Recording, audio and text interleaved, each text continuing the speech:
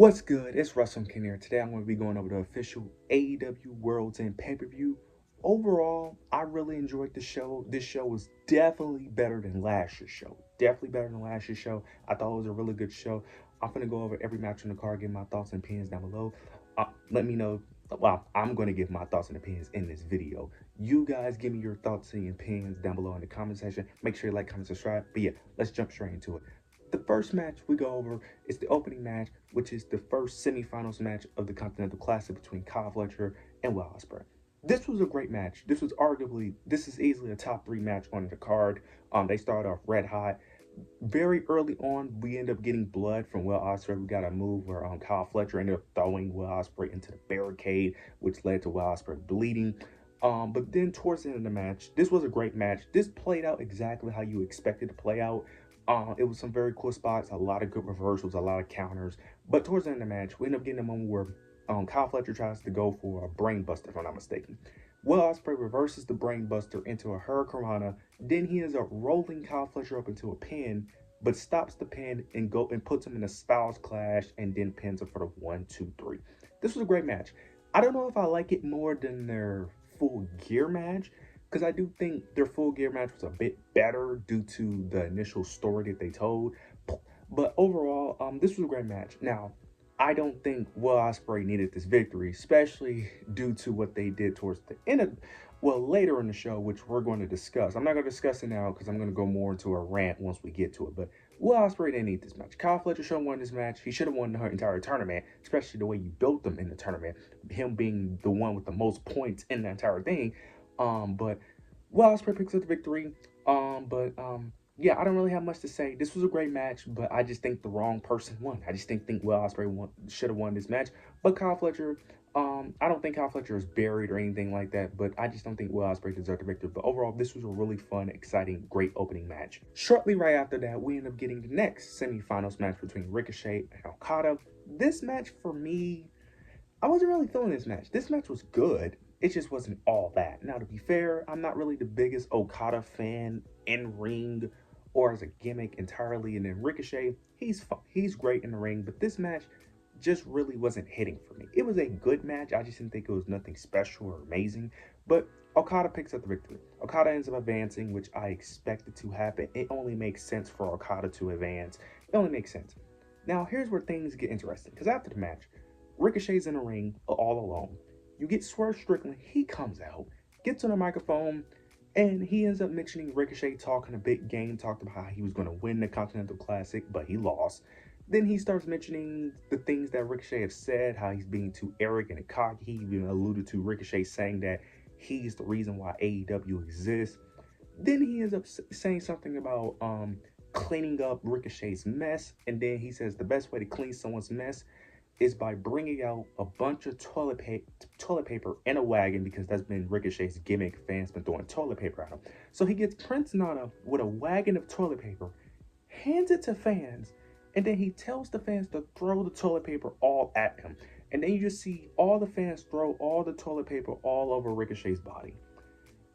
I am so confused on what they're doing with Ricochet. Part of me feels like they're just burying Ricochet on purpose. It feels like Tony Khan is burying Ricochet on purpose, because someone is going to try to tell me that this is part of a bigger story. I don't see how this is part of a bigger story, because he's not winning any championship anytime soon, so that can't be the story.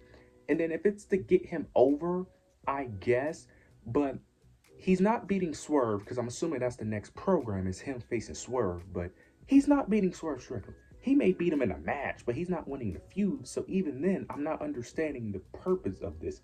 The only thing I can think of is this has to be him just getting buried. I can't think of no other reason.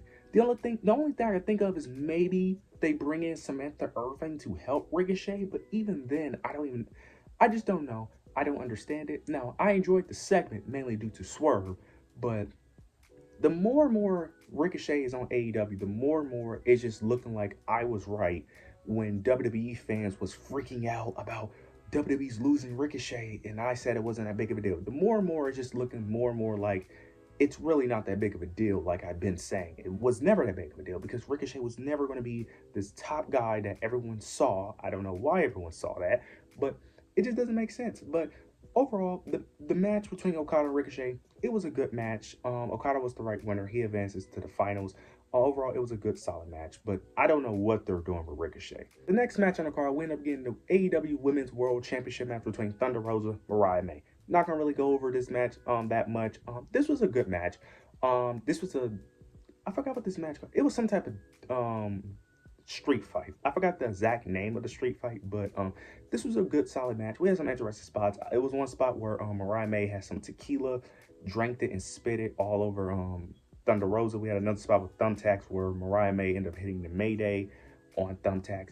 Overall, this was a solid match, but Mariah May is picking the victory towards the end of the match. I think she ended up getting some dirt from like a cemetery of some sort due to the rivalry. I don't know exactly where she got the dirt from. I forgot what they said on commentary. She ends up getting some dirt, throws it in her eyes, does a power driver onto a table, and then picks up the victory.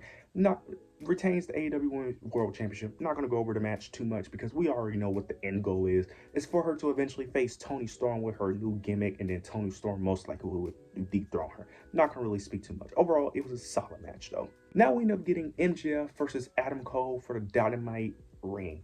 This match was kind of underwhelming, but at the same time, the feud has been underwhelming, so it makes sense. Overall, this was a fine match. Early in the match, we ended up getting Adam Cole. He started bleeding very early on. Then later in the match, we ended up getting MJF bleeding due to him running into the ring post. There's not really too many spots in this match that I could really go over because, like I said, it was a fine match. It just wasn't nothing spectacular. But towards the end of the match, we end up getting MJF. He wants the Dynamite Diamond ring, but you got Matt and Bennett protecting the ring. Then we end up getting MJF pretending like he got hit.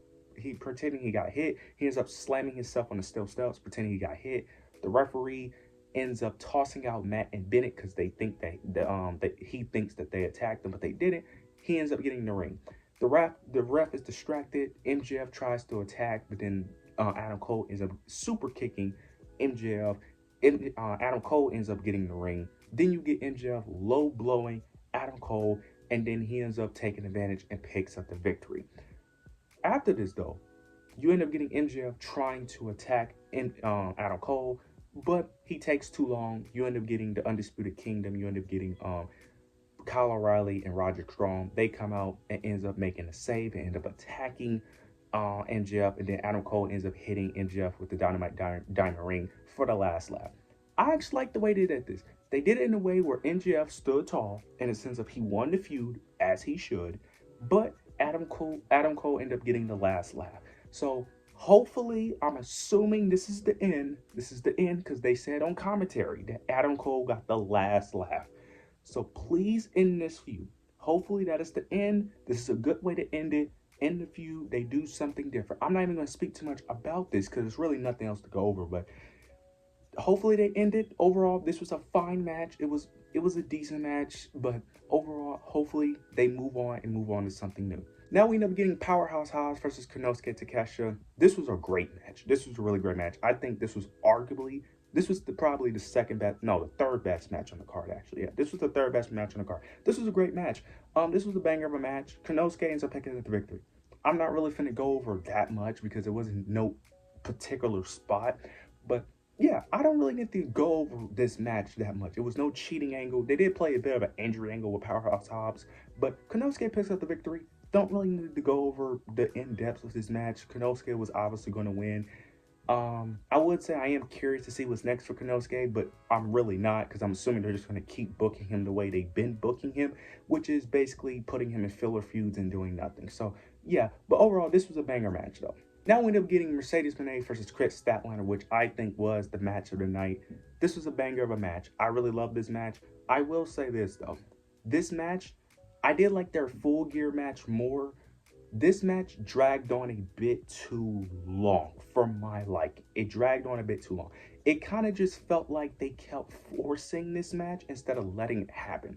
It felt like they was trying so hard to put on a great match and put on a banger like they did at Full Gear that they just kept dragging and dragging and dragging.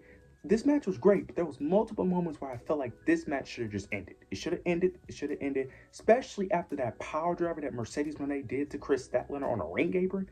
After that, it should have ended. But no, They end up doing the typical babyface 10 count where they make it in at the last moment. It should have ended there, but they end up forcing it and forcing it. Mercedes Moné ends up winning by getting some type of roll-up pin, picking up the victory. The match was great. I'm still confused on why they did a rematch, especially because there was no reason to do a rematch. But this just clearly shows that Mercedes has no one else to face. There's no one else to face Mercedes. At this point, you're going to have to get Mariah May. Once Mariah May lose, you're going to have to get her to face Mercedes, because who else is there to face? In terms of credible threats, Chris Statlander lost twice. You could do Willow Nightingale again, who I think should dethrone Mercedes, but I don't know if they're doing that. There's no one to face her. Jamie Hayter is nowhere to be found. She's feuding with Julia Hart.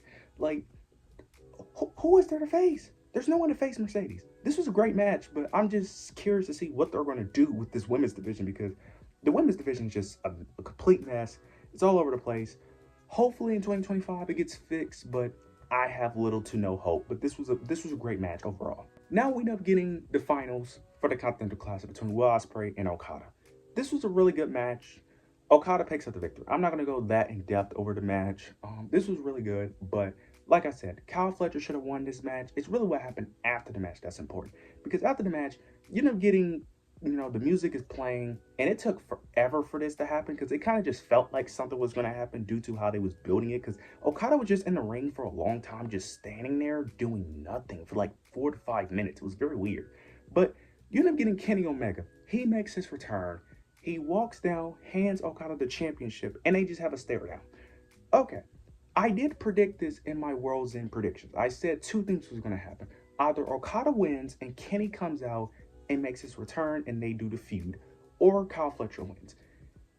They end up going with the Kenny Omega route, which I feared. This is stupid. Here's why. Why do we need this feud for the Continental Championship? That's my thing. Also, with Okada winning, you buried two stories. One, you buried the Ricochet and Ospreay story. Ricochet and Ospreay had a story going into this Continental Class until World's End. You didn't pay that off. We didn't get the rematch that we should have got. Also, you didn't pay off the Kyle Fletcher story. Kyle Fletcher was the most dominant person in this whole tournament, and you wasted it for a match that happened in New Japan like 5 times. Because I just discovered this, that Okada and Kenny Omega have happened multiple times already. So Tony Khan is booking a match for a match that I'm pretty sure he has seen multiple times already, just so it can happen in AEW. What is the point? What is the point? Like, I don't understand it.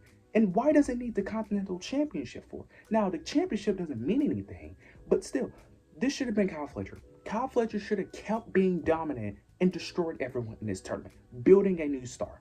That's what you should have done. But no, we're running a match that most people, well, I'm not going to say most people, I haven't seen, but a match that I'm assuming the hardcore AEW fans have already seen, that we don't need for the championship. And you could have easily done this on Dynamite, or even if you wanted to do that at World's End. You could have had Kyle Fletcher win, had him leave the ring, and have Okada get the standing ovation still, and then Kenny Omega return. You could have just done that. Maybe I'm just overthinking it, but I just don't understand the reasoning for why we need this to happen for the Continental Championship.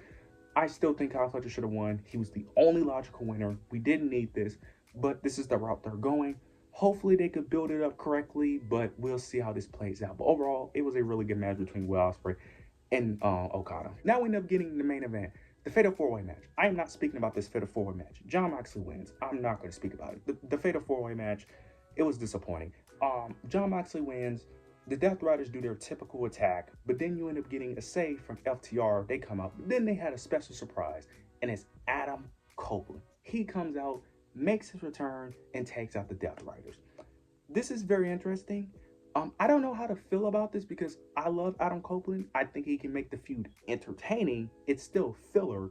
I'm just curious to see how long they drag this out, because the only thing I can think of is that two things are going to happen. I still think Darby Allin is the one that's going to dethrone Jon Moxley.